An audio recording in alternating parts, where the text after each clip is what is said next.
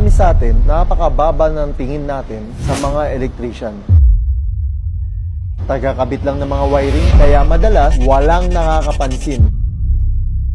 Yun bang tipong nagkakabit lang ng wire ng mga kuryente? Pero teka, napapansin nyo ba yung mga electrician, yung minsan ina-underestimate natin sila, tagakabit lang ng mga wiring, kaya madalas walang nakakapansin kung gaano ba kahalaga ang ambag nila sa buhay natin. Imagine nyo rito, kung wala yan mga electrician na yan, nasiraan ka halimbawa ng kuryente sa bahay ninyo, may pumutok na fuse, may mga maling wiring, hindi ba disaster ang aabutin natin kung wala yan mga electrician na yan? Dahil ang kuryente ang pinaka nagkukos ng sunog sa napakaraming bahay, mga establishmento. Kapag nag-brownout, tatawag tayo kaagad sa mga lineman para ayusin ang mga kuryente. Hindi ba't ang cellphone na lagi mong hawak-hawak ngayon, hindi yan mag-charge kung walang kuryente. Kaya sa susunod na makasalamuha tayo ng electrician, magpasalamat tayo dahil pag may day tayo, nakakapag-computer tayo, na-enjoy natin ang bawat isa dahil maliwanag ang tahanan natin. Dahil dyan, kay Kuya Electrician.